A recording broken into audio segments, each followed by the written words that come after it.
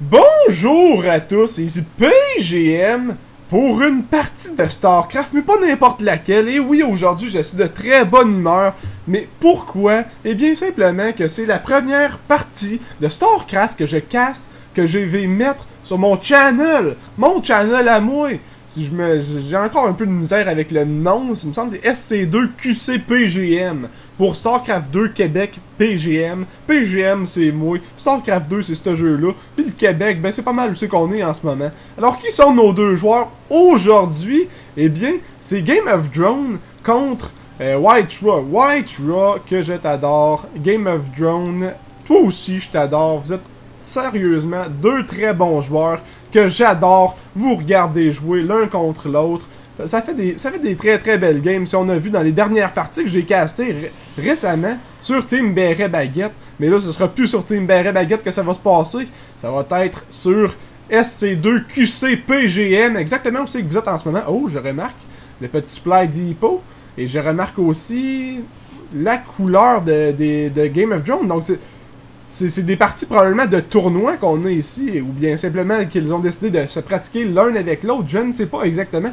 Mais ils ne se sont définitivement pas rencontrés sur le ladder, puisque Game of Thrones a pu choisir sa couleur. Alors là, ce qu'on voit ici, c'est simplement, il décide d'aller chercher rapidement sa hatchery, quelque chose de complètement standard si vous suivez un peu le play entre les Protoss et puis les Zerg. Et si vous remarquez, oh, regarde, si vous en remarquez, là, j'allais dire, hey, il va se faire pogner dans le coin, ce petit salaud. Si il perd ce probe, ça va donner déjà une bonne avantage aux Zerg players, simplement parce que ce probe-là est là pour plusieurs choses. Des fois, au début, il veut simplement scouter, mais des fois, il veut aussi rajouter, genre, mettons, un pylon ici, le cacher peut-être bien dans le coin là, ou bien en bas ici, pour pouvoir faire des warpins. Exactement, le petit pylon comme là. Donc ça va forcer, et puis par après, il va simplement vouloir amener la forge, exactement, la forge est en construction, il va peut-être bien pouvoir revenir, ou bien juste faire peur à son ennemi. Si son ennemi ne réagit pas, il va pouvoir simplement revenir et mettre un canon, comme on a vu dans des parties précédentes, ça peut faire très chier, ça peut même délayer complètement cette base-là, et démolir le play complètement des Zerg grâce à ça. Alors le pylon est là, et puis là... Il reste à savoir... Oh, il amène un autre probe. Alors oui, définitivement, il veut faire un cannon rush. Le voilà, ça commence. Il décide d'en mettre un autre et remarquez bien le positionnement de tout ça. Alors là, les drones sont obligés de venir. Mais en même temps, les drones, faut vous dire... il allait venir ici de toute façon puisque le hatch est terminé. Donc s'il arrive à cleaner ce hop, ce qui m'étonnerait beaucoup... Oui, ça m'étonnerait vraiment qu'il réussisse à tout cleaner ça. Les Zerglings s'en viennent, mais ils vont peut-être un petit peu trop en retard, puisque les canons finissent dans pas long. Et puis là, les canons, il reste pas tant de vie que ça, mais les drones, est-ce qu'ils vont réussir à faire assez de dommages? Vite, il faut faire tomber ça afin que ça aille le plus de kills possible. Et un vient de tomber! Déjà une très belle victoire de la part du Zerg. Et les drones sont maintenant en train d'aller chercher des minéraux. Et voilà, le push a été dénaillé. Waouh! Très surpris d'avoir vu ça fonctionner aussi bien que ça. Aussi rapidement que ça. Alors là, sérieusement, juste ce qui vient d'arriver là, le fait d'avoir réussi à repousser ça si facilement, ça va avoir mis le Zerg player en avantage, simplement d'avoir réussi à repousser ça aussi facilement. Alors si on va simplement regarder un peu les unités perdues, alors les ressources sont favorisables pour le Zerg player. Mais là, ici, c'est 275 à 375. Vous dites, c'est quand même assez proche l'un l'autre. Mais c'est à cause qu'il y a encore deux pylons ici. Ces deux pylons-là valent 100 chaque. Ça va bien donc monter à une différence de 300 au lieu de seulement que 100. Oui, c'est exactement ça. Je pense que je m'étais trompé. Mais non, je me suis pas trompé. Faut que j'aille un petit peu plus confiant. Un autre petit probe. Bon, mais ça vient d'augmenter la balance encore une fois. Et puis là, le Protoss player va probablement simplement décider de se la jouer un petit peu plus défensivement. Il n'aura pas trop le choix. Mais il a quand même réussi à sécuriser sa base. Son income va être beaucoup moins élevé que celui du Zerg, exactement. Puisqu'il a aussi décidé d'aller pour du gaz très rapidement. Contrairement à son ennemi, les Zerg ne vont pas chercher leur gaz aussi rapidement que ça contre les Protoss lorsqu'ils vont pour un play comme ça. Parce qu'il faut se souvenir d'une chose. Les Zerg, lorsqu'ils construisent leur bâtiment, là, ça leur prend un petit drone. Alors juste avec ça en tête, il faut que les Zerg se fassent beaucoup plus de drones. Un, pour avoir une meilleure économie. Deux, pour avoir pour remplacer les drones que vous perdez constamment à construire des bâtiments. Alors oui, seulement que vivre pour un Zerg te demande de l'économie. Donc ce que je veux dire par là, c'est alors là, je vous rappelle ici que les hatcheries n'ont vraiment pas une grande vision si on regarde exactement la vision. Ok, non, je suis pas sur le bon. Si on regarde la vision ici, c'est vraiment pas grand. Alors, le probe a réussi à passer sans même se faire détecter. Il va se cacher ici, mais est-ce que le Zergling qu'il y a ici va réussir à venir voir, à détecter ce probe? Ça m'étonnerait beaucoup, à moins qu'il fasse le tour au grand complet. Et là, les zélotes vont commencer à faire un petit peu chier. C'est ça qui arrive avec les Protoss. Les Protoss, souvent, ce qu'ils vont faire, c'est leur première unité. Ils vont les envoyer, mais malheureusement, ce zélote-là n'a pas grand chance de survivre. Il va quand même réussir à faire beaucoup de dégâts s'il est bien contrôlé avec le Stalker. Alors, s'il arrive à retourner rejoindre... Ah oui, très bonne position! Il s'est mis simplement dans le trou, mais en même temps, faut remarquer aussi que le contrôle de Game of Thrones était vraiment parfait. Si vous en regardez le nombre de petits... En fait, là, il en reste plus. Il en reste plus. J'allais dire, regardez le nombre de dégâts que tous les petits Zerglings se sont mangés avant de mourir. Eh bien, c'est exactement ça. Du bon contrôle d'unité, même lorsqu'on en a plusieurs, il faut réussir à les contrôler chacun d'eux. Et c'est ça, mesdames et messieurs, être un bon Zerg player. Arriver à bien contrôler nos bonhommes. C'est ça qu'on appelle du micro. Et là, on est rendu à 9 minutes et puis 2 assimilators sont construits. Alors, lorsque je recherche dans ma banque de build, ça veut dire, en fait, normalement, puisque là, il faut se le dire, c'est Wytra. Wytra et ses Special Tactics pourra toujours m'impressionner. Eh bien, ça veut dire, généralement, que il n'ira pas pour de la pression rapide. Mais en même temps, regardez-moi ça, c'est quand même beaucoup de pression qui s'en vient. Ça, je vous dis, le Wytra, il joue hors du commun. Il se fie pas au build facile qu'il pourrait faire. Il se fait ses propres tactiques et Wytra Special Tactics. Et voilà, c'est ça ici. Alors, je vous explique un petit peu. C'est quand même vraiment, vraiment, vraiment hot. Ce qu'il vient de faire, en fait, c'est qu'il sait qu'il y a un Overlord placé ici. Il sait que, selon les Zerg, savent que s'il y a 2 assimilators vers les 9 minutes, il n'y aura pas de pression. Alors, il a simplement droppé les assimilators. Il a fait un méchant gros push. Et puis là, il s'en vient avec un push. Alors, simplement de jouer dans la tête de... Il a décidé de jouer dans la tête de son ennemi. Est-ce que ça a fonctionné? J'ai pas l'impression. Les Roaches sont quand même bien en place pour de la bonne défense. Et puis, il n'y a pas assez de stock pour que le Protoss puisse passer. Il faudrait que les Roaches aillent se mettre dans la rampe pour qu'ils puissent couper l'armée en deux. Et encore là, l'armée du Zerg commence à être très terrifiante. Et oh yeah, je vois un Warp Prism.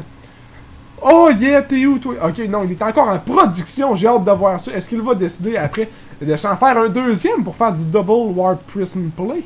Ça m'étonnerait, mais en même temps, c'est Wytra. Qu'est-ce que tu fais? Est-ce que tu fais d'autres choses? Il décide d'embarquer des Sentry, donc un drop de Sentry. Pardon, un drop de Sentry. Ensuite, il décide de follow-up avec un Immortal. Très bonne idée vu le nombre de Roach qu'il y a ici. Alors, simplement pour vous rappeler, les Roach font beaucoup...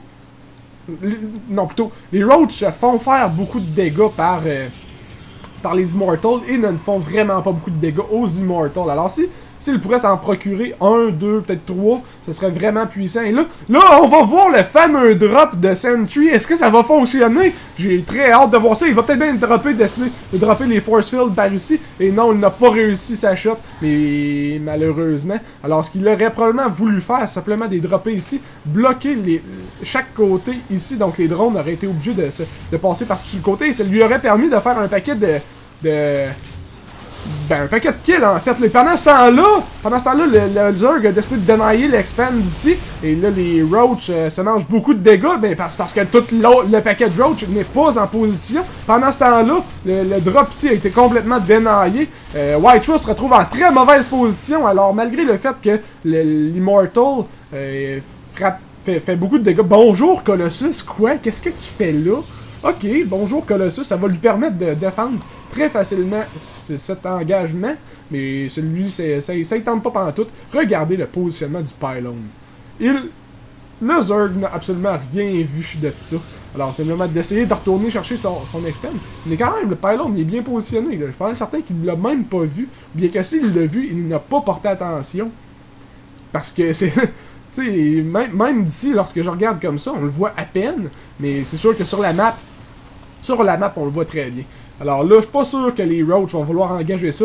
La seule façon qu'ils voudraient engager ça, ce serait en ayant le surround complet là-dessus. Là, je vois des Immortals, mais est-ce qu'il y a de l'entière qui s'en vient? Parce que souvent, on veut des Corruptors contre ça. Et là, beaucoup de Roach. Bonjour les Roach. Multi-prone attaque. Réussir à avoir le surround sur l'armée, c'est vraiment ce qu'on veut. Mais ça a été complètement bouché ici. Alors, ça n'arrivera pas tout de suite, mais peut-être que ça va s'en venir dans pas long. Alors là, il essaie simplement de positionner ses unités dans un bon choke point. Là, je parle du Protoss. Mais là, encore des Roach par en arrière. Et là, l'armée se retrouve complètement entourée. Il faut que les Colossus fassent le plus de dégâts possible. Et regardez-moi l'armée du Zerg fondre.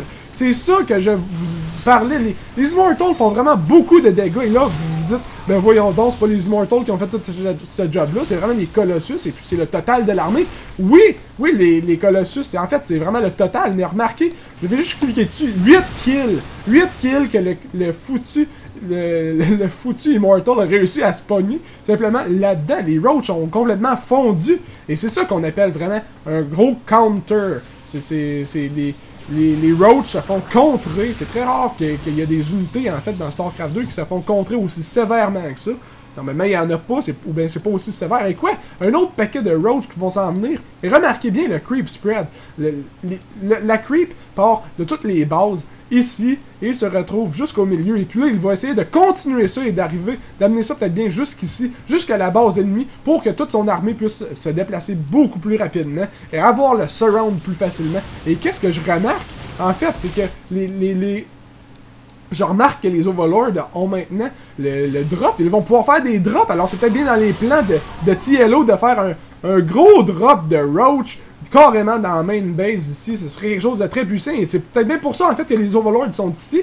Mais malheureusement, je ne vois pas la recherche. Ah, ben c'est parce qu'elle est déjà terminée. Alors là, les Overlords vont pouvoir faire des drops. Ils vont se mettre à aller à une vitesse très très très raisonnable pour ça. Et puis, s'il vous plaît, je veux voir un drop excellent, sacrément. Et avez-vous vu ça? Il y a un paquet. Ça, c'est ce qu'on appelle un paquet de drop. En fait, un drop. C'est un seul drop, mais avec un paquet d'unités. Mais là, son armée est complètement hors de position. Le timing est bon. L'armée du Zerg est complètement dans ces Overlords-là. Ça va se faire dropper. Et pendant ce temps-là, le Protoss, voyons, on s'entend dessus. Le Protoss décide de faire une attaque, mais là, il se fait complètement attirer par ce groupe d'unités. Whiterun, non, faut que t'ailles attaquer ou bien faut que t'ailles défendre. Faut pas que tu cours après les petites unités qui veulent absolument rien faire. Là. Oh, le drop a été déposé ici. Et là, c'est un multi-prone attaque. Il décide de dropper au troisième et au main. Et ça va réussir à faire beaucoup de dégâts. Il a réussi. C'est clair qu'il va réussir à démolir le Nexus avant que l'armée arrive. Et surtout que l'armée décide d'aller défendre la troisième base en premier. Et là, les Roach font sacrément. C'est une position dans laquelle que vous voulez pas vous retrouver. Même pas tous les Roach sont là à attaquer. Ceux-là sont là. Puis, il s'en viendra pas de toute façon, là, on va laisser les autres faire. Et quoi, il vient de tuer sa propre Roach, pardon? C'est pas tes propres bonhommes, Whiterun. Et là, l'armée arrive, mais les Colossus sont en mauvaise position. Ah, pas trop pire finalement, il va réussir à survivre à ça. Et ça, c'est quand même assez drôle, ce que je remarque. Il cache ses unités avec les Overlords, et là, il rembarque les 3 Roach qui sur les survivants de cette attaque-là. Là. Mais là, ce que je suis curieux de savoir, c'est est-ce que le Zerg player a fait assez de dégâts à son adversaire? Voyons voir, on va regarder ça direct là. Lequel des deux joueurs serait en avantage en ce moment? En fait, en ce moment, ce serait le Protoss player qui serait en avantage, excusez-moi, pardon, mais pas nécessairement en avantage, mais c'est lui qui a perdu le moins de ressources, alors c'est lui que son armée est le plus épeurante en ce moment. Mais il faut pas oublier, en ce moment, il y a 9 Corruptors, en fait, ils sortent en ce moment, 9 Corruptors qui s'en viennent, 7 autres en production, 6 autres en production, et puis là, ça s'en vient, et puis ça va contrer complètement ça ici, les Colossus, qui font que l'armée du Zerg a pas du tout de l'air épeurante, et pendant ce temps-là, ils décident d'aller complètement pour le counter-attack. Alors ça va peut-être être des base trades qu'on va voir ici, un base race, ça m'étonnerait beaucoup que ça aille jusqu'au base race, mais quand même, alors là, les Colossus, où êtes-vous les Colossus? Colossus, s'il vous plaît, go be please, où c'est que vous êtes?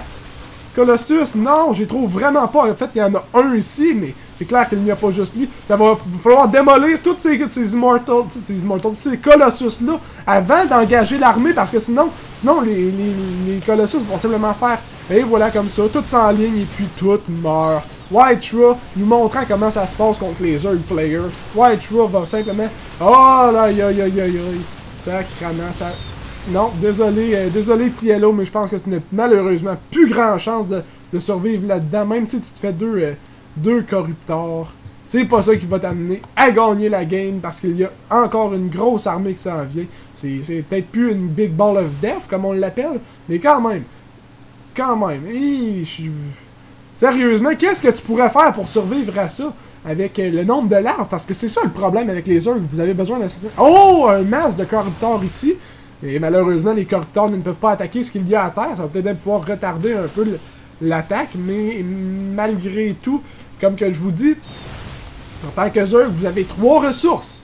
Les minéraux, le gaz et puis les larves. Si vous avez beaucoup de minéraux, si vous avez beaucoup de gaz, mais que vous n'avez pas de larves, vous n'êtes pas plus avancé. Alors, c'est un petit peu la position dans laquelle on se retrouve en ce moment. Quoique non, même pas. Il n'a même pas de minéraux, il n'a même pas de gaz. Et quoi, il décide de retourner attaquer, vraiment, voulant vraiment retarder l'attaque de son ennemi. Ah non, il décide de revenir. Bon choix, j'ai bien l'impression. Pardon. Malgré le fait que j'ai pas l'impression qu'il va réussir à retenir ça encore très longtemps. Malheureusement pour lui, j'adorerais ça, le voir faire un comeback des plus impressionnants, mais en fait, ce serait même une possibilité. Ah, quoi, le drop ici qui a réussi à dénailler la deuxième base ici. Quoi?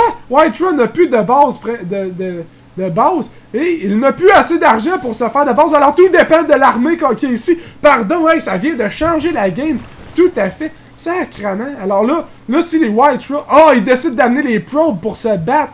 Ça va faire une très grande différence. Mais les drones aussi se joignent à l'armée. Et là, mesdames et messieurs, là, tout se base sur cette attaque-ci. Les Immortals ont été complètement annulés, ce qui donne une bonne chance aux Zerg. Mais encore là, il y a beaucoup trop de Stalkers. Les Force Field. Et là, sacrément, le Zerg est très mal pogné. Lorsque tu te fais attaquer avec... par des Sentry, par les Protoss, c'est que les Sentry décident de faire un paquet d'affaires de même et que ça fait que la moitié de ton armée, en tant que Zerg, ne peut plus attaquer. Et bien là, t'es dans une mauvaise position, mon cher ami. Et là, malheureusement, toute cette attaque va être terminée très bientôt. Le Zerg player va se faire avoir. Malheureusement, il y avait beaucoup trop d'anti-air. Et peut-être pas quoi, pardon! Les Roads qui s'en viennent. 1, 2, 3 drones. Et la Queen, s'il vous plaît. S'il vous plaît, Queen, il faut que tu fasses des transfuses là-dessus. Ça aurait été bien, en fait, que la Queen aurait été là depuis le début. Et non, malheureusement, c'est terminé. GG, tu l'as dit, mon cher Game of Thrones, tu l'as dit.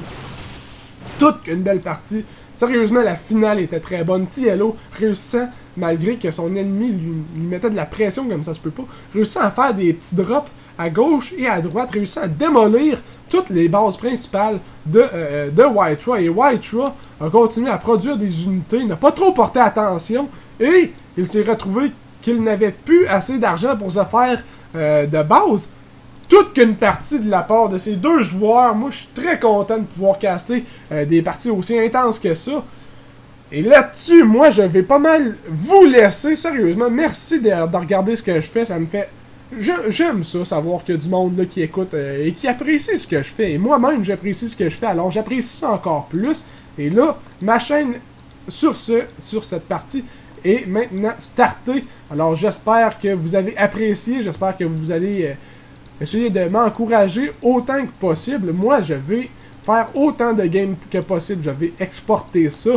Et sur ce, je décolle!